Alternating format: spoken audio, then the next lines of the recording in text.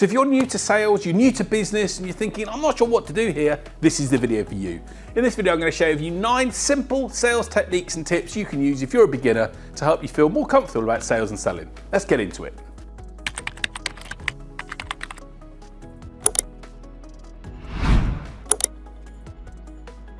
So sales is one of those things we have to do, but sometimes maybe we're in a consultancy role or a business role or a new business and we're thinking, where do we start? I'm not sure what to do. And people have this conception and horrible thought process around sales being a bit cheesy and a bit horrible. And they don't want to do it and they worry about it. So one of the things that I encourage you to think about, point number 1 is this. Don't see sales as sales. See it as a conversation. Most people start to think if they get in their heads, oh, I'm going to sell to someone, forget that. Just start thinking, I'm going to get to know someone else and have a really nice conversation with them and start finding out a bit more about them and who they are and what's going on and have a nice discussion. Build that rapport, build that connection, build that discussion as if you're meeting someone at a bus stop or on a train or at an event. Just see sales as not sales, but just having a human-to-human conversation, and it's going to put you in a far better mindset to then not worry about what happens in those discussions. Most people put too much pressure on themselves, which is why they start then thinking all over what they've got to do and it gets complicated. Just have a conversation, be curious, be interested in someone else and make that your first and foremost action to take, and you'll get better at then having those discussions over time to then see if it leads anywhere. Focus number 1 on don't see sales as a sale, see it as a conversation. Point number 2 is a phrase that I use with all of the customers and people I work with, is be humbly confident. We've got to have that confidence to be able to talk about who we are and what we do in points in time, but we've also got to have humbleness. We've got to have this element that people don't think we're up our own backsides and we think we're some super special person that can do everything and, oh, aren't you lucky to work with me? It's having that confidence but being humble alongside it. So just think about when you're engaging with someone, things my dad always used to say to me, there's always someone bigger than you, there's always someone better than you, there's always someone taller than you, there's always someone shorter than you. The reality is be confident in who you are and what you do and be proud of your service, but be humble about it. Realise that other people we meet is a chance to get to know someone and engage with them. And if you can approach sales in that way, so be confident about what you do, but be humble and be willing to engage and listen to other people, it's going to put you in a far better position. And leading on from that is point number 3. The key thing, people think that sales is about us talking, about us chatting, about us presenting, about us pitching. Of course, there is a time and place when it comes to that, but initially sales is not about you. It's about the other person.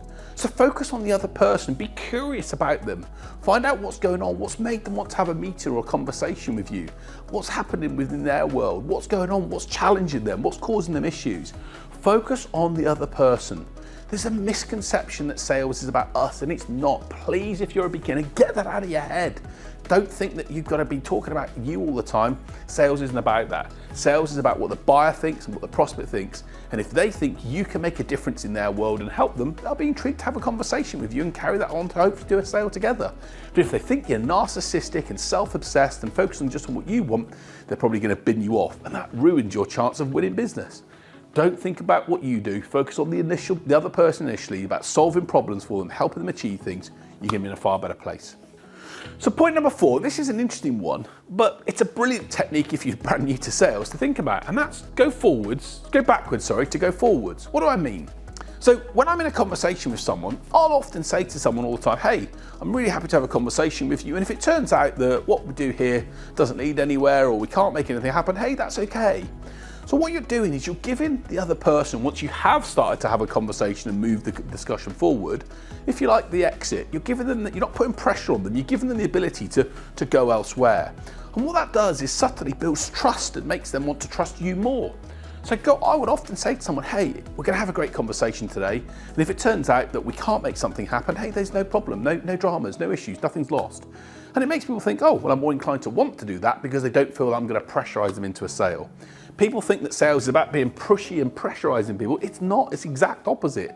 Give them the opportunities to see who else is out there, and they're more inclined to then think, well, I want to work with you because I trust you, because I like you. It works. It's a great way to approach sales, and it's a great way to think about having great conversations and doing what's right for the other person and what's focused on them, not just on what's right for you. So point number 5 is this. If you want to become brilliant at selling and you're new to it and you're thinking, I'm not sure how to start, just focus on asking great questions. Asking open questions in the right way at the right time is the best thing you can do as a sales beginner. It is just the most important trait and skill to develop. I can't say how important it is. Asking questions such as the what's, the how's, the who's, the tell me more, those questions are so important. I'm going to put a link into a guide that I do, 52 questions that you can ask, that are just open questions that are just simple to be able to get to know people and what's going on in their world. And if you start to use these, I guarantee you're going to be able to make sales conversations happen in a much more effective way. And you'll become better than the people that think they're good at sales already. Most salespeople tell and talk, they don't ask open questions, they don't get inside the mind of the buyer. So if you ask open questions, and I always say ask the right question in the right way at the right time, and there's different videos I've shared on that, you'll be in a great position to do great business. And it won't be as difficult as you think. So point number 6 is this: develop a process. So I always say to people, when you're jumping on the train, maybe from, let's say, from one location that's maybe 200 miles from another location, and it stops at 5 other stations, does everyone that gets on here get off here? The answer is no. Different people will get off at different points in the stop, because that's what happens. And the reality is in sales is getting an understanding that if you're thinking that everyone you talk to is going to be a sale, then you're wrong. It's not going to happen that way. You've got to think about a process that some people will go to stage 1, and some people will then go to stage 2, and some people go to stage 3, and we hope that lots of them go to the final stage and become a client with us. But the point being is, think about your sales process as being, how would you like to buy? If you were buying your service, what would you do? You might want to have a look at some information. Then you might want to give some of your details. Then you might want to have a call. Then you might want to have a meeting. Then you might want to have a proposal. That's what I call a sales process. And it's our job to develop that process based upon how people might buy from us. And understand that we might get lots of people that request our information or download a guide, but not all of those are then going to come to a meeting, and then not all of those are going to get to a proposal. So the key thing is develop a simple process and understand that not everyone's going to go on the journey with you. And don't be disappointed by that or feel that you're not doing a good job. It's natural. There's not one company in the world that gets everyone from here to here and converts them all. It doesn't happen for the biggest companies in the world. So why should it happen for you if you're starting out from a business perspective? Think about it being a process to work with, create some value, create some engagement, engage your people in the right way, run the right calls. There's lots of free videos that I share on how to do this, but develop a process, and it's going to put you in a great position to then hopefully turn that beginner mode that you're in into advanced mode and getting business in. So point number 7, know your boundaries. This links in a little bit to the confidence around you have about being humbly confident, but knowing your boundaries. When you're starting out with something, we always think, well, there's things that I want to do and things that I don't want to do. And one of the things that we sometimes worry about is, oh, I've got to give everything away. I've got to do everything because I'm starting out and I'm new and I've got to open up everything to do. That's fine, and that's okay. You can give some things away. You can offer some freebies, you can offer some discounts, you can offer some things to get started, but know your boundaries. There are a lot of people that will try and take advantage of you, and just be aware of that. Know what your red lines are. Know that you're happy to do some things, but after a point you can say, hey, that's not right for me, because it devalues you and it isn't going to build your confidence in the right way. So just know your boundaries. What is it you're happy to do and able to do to get some sales going? And it may well be that you've got to get an initial client on board, and you might agree to doing a deal with them initially where they pay you once the results have done.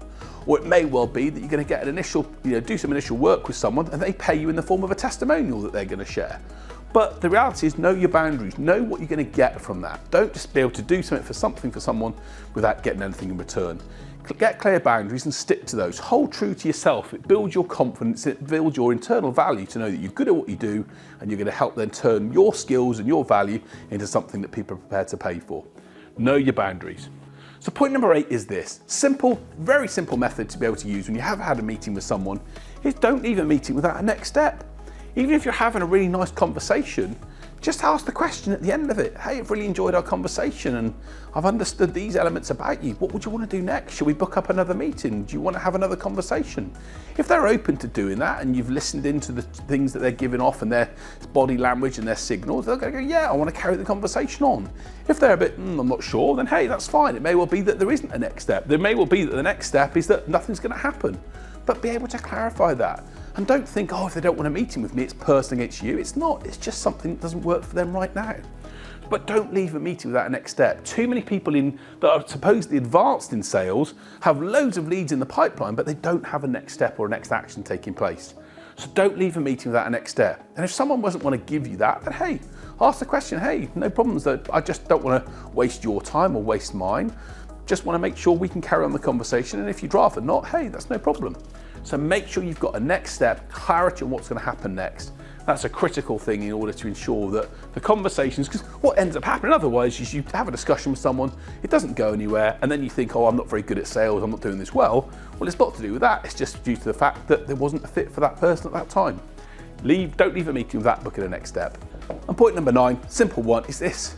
The only way you're going to get better at sales and selling is to take action consistently.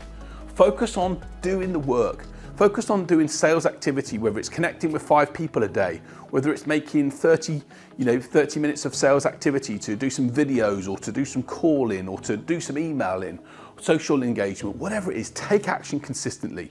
The only way a beginner becomes an expert is to do the work. And so if you take action consistently and make it a habit, make it something that you can build a chain for, make it something that's fun, you're going to be in a far better position to then learn, build up skills, and over time you'll develop the way in which you can then go from becoming a beginner to becoming an expert. So there you go, there's my 9 tips on how to approach sales if you're a beginner. But let me know what you think. If you're an experienced person watching this and you've got some ideas to share, let me know in the comments so we can share it with other people. But if you're new to selling and not sure what to do, follow these methods, use the other videos I share, and let's get you building confidence to achieve what you want and hopefully take your business, your career to where you want to be. I hope you've enjoyed the video. If you have, please like, subscribe, share it with other people. Let's get loads of other people feeling comfortable about sales. Sales isn't difficult, it's not as complicated as people think, and it's not the horrible, cheesy thing that people think either. When it's done well, it solves problems, it focuses on the other person, it gets people smiling, and it makes both parties think, actually, this is a great relationship that they want to carry on. That's what good salespeople are about. That's what you can be. If you're a sales for beginners, put these steps in place, it's going to work for you. See you soon, take care.